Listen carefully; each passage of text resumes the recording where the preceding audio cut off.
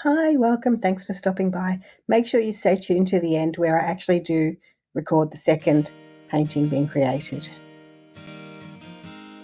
Feeling really frustrated right now, so I got a new hairdryer just from Temu, but I spotted it on there and I thought it looked like it had a really good end attachment for Dutch paws. So it came in the mail and I thought I'm going to just grab some old paint. Like, this paint was literally mixed on the 18th of July last year.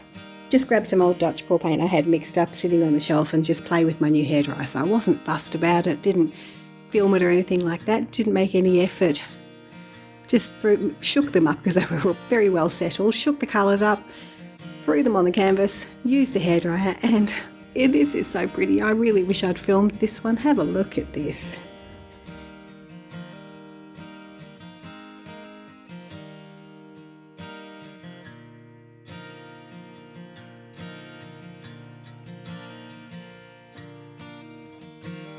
Just look at the cells, look at that. Beautiful.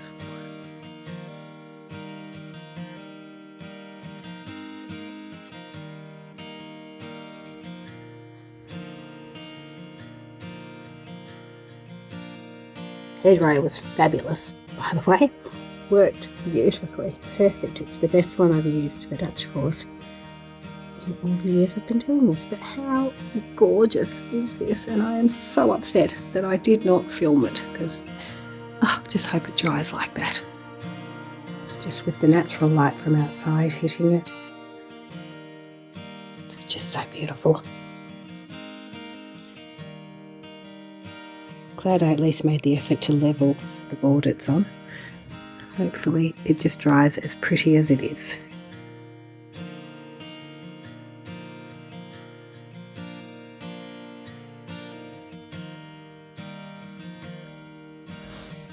So I thought I'd try again. Seeing as the last one turned out so beautifully and I wasn't filming, I thought I'd go again on a smaller canvas and film it.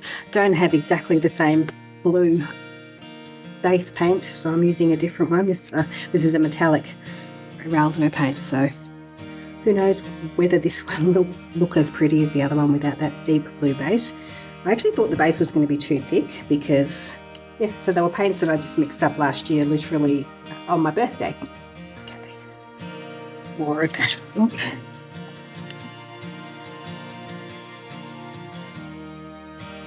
I do like to just get in with my hands, it's easier and faster. I'm impatient ADHD.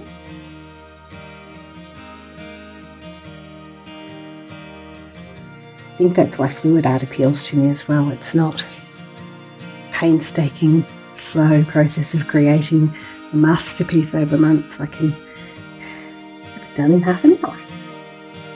Different strokes. I find it funny when people who don't really like abstract art, when they see paintings at a market or something, and you can sort of tell the people who appreciate it and the people who don't, and the look on their faces as they approach, and it's like, you don't have to like everything.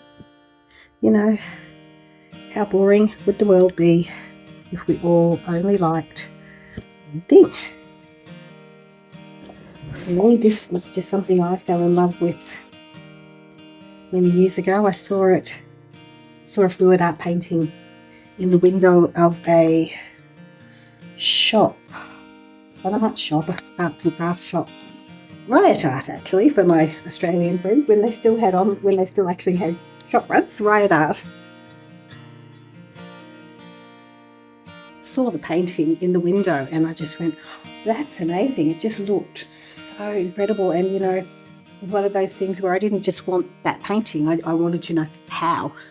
How did you do that painting? How did you make that? This was going back a long time ago, before the bloom technique was even really a thing. That course came out in, I think, 2020. Went home and straight onto YouTube, and I found Olga Sobi and Rinska, Molly, and I was just in love, enamoured. Took me a little while to get my guts up to actually give it a try. Like most people, if you talk to anyone who does fluid art, we collect our supplies and watch lots of videos. And I gave it a go and was hooked.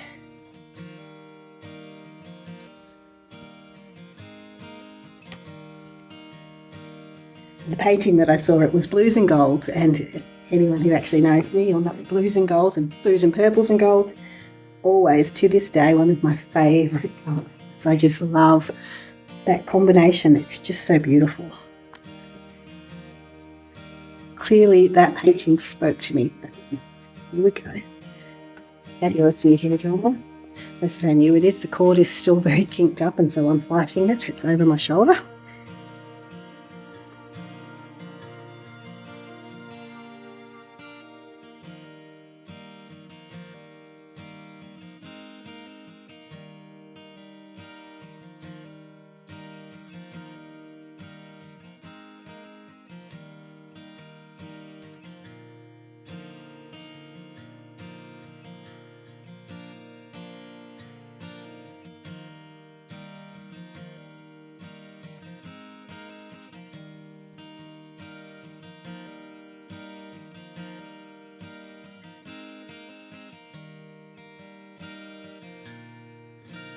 It's not quite as spectacular as the last one. I think the dark blue really did make a difference. I'm going to go through and just gel the torch first and see what we have.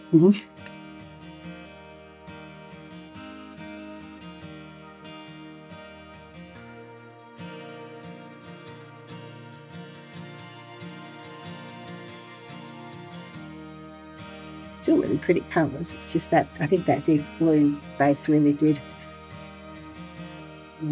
Still.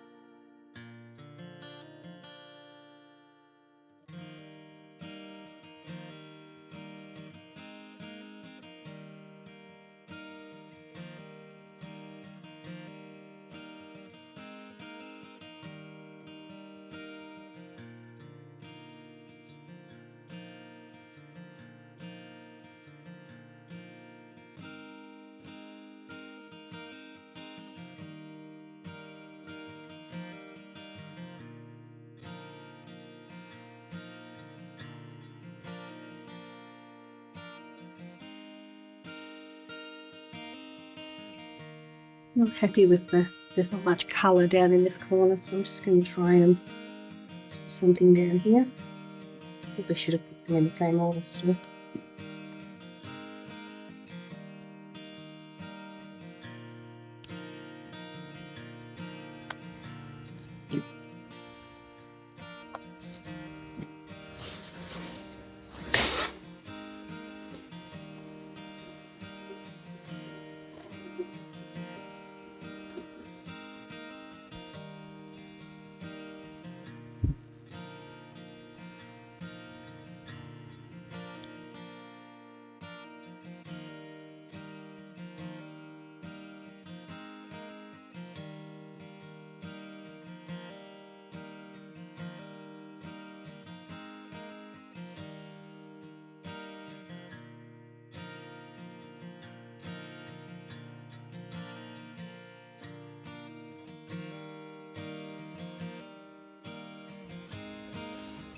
Should I this before I stick it in the paint?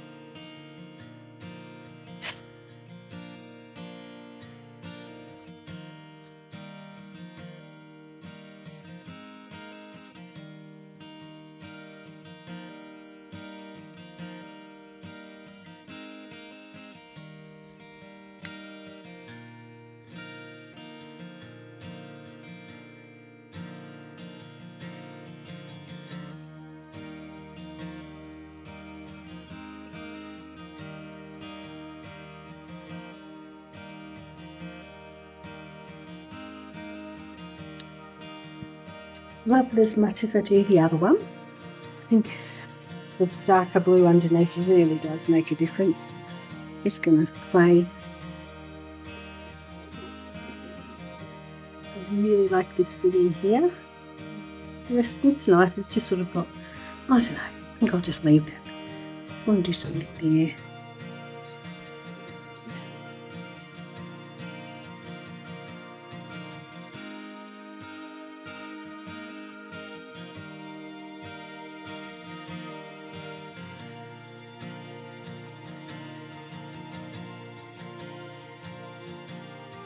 I think that'll do.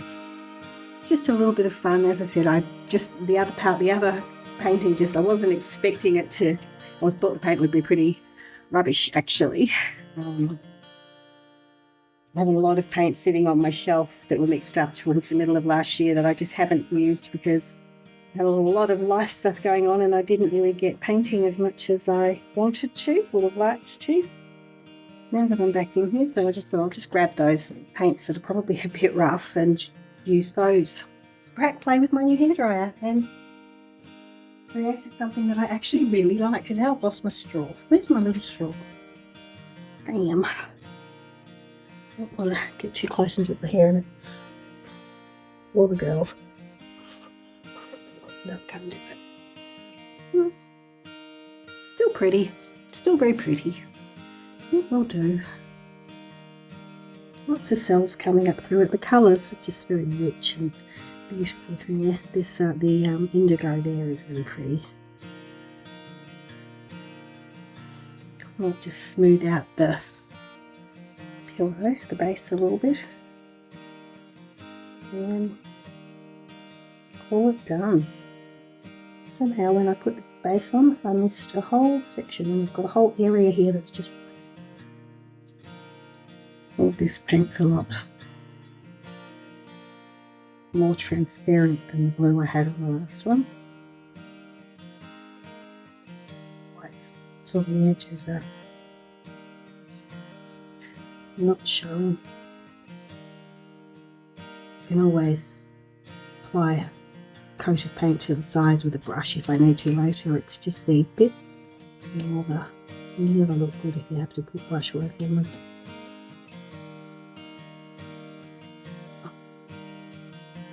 And just a little bit.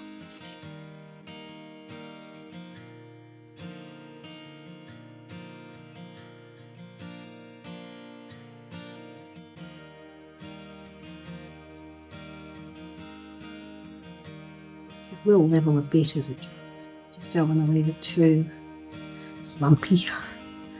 Next.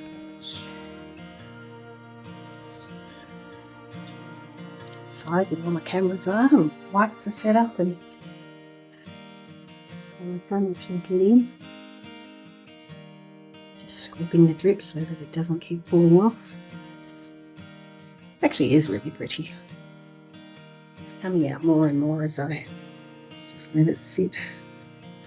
Quick torch and then I'll bring you down for a close-up.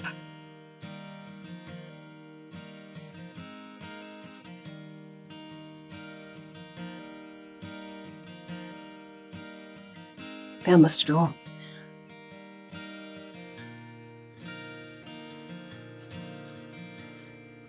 It's better.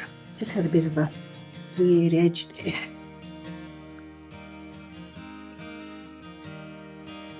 So there we have it. That's the second one done with a slightly lighter base on a smaller canvas. I'll turn the lights off in a second.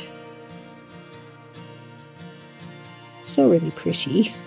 Doesn't quite have the same pop as the colours do on the darker blue base. There's a lot of shimmer in it because this is a metallic blue. There's a lot of shimmer just in the base in there. Look at the colours in there, the metallics shining through. It's still really pretty. Didn't sell up as much as the last one. I do quite like it still.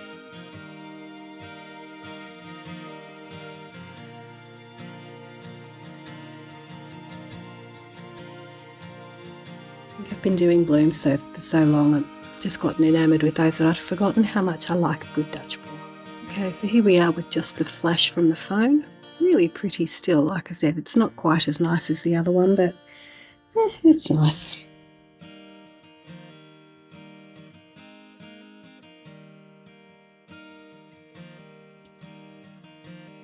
You can see there are a lot of metallics. A lot of the colours I used were metallic as well, and then the base itself. So there's a lot of shimmer in it.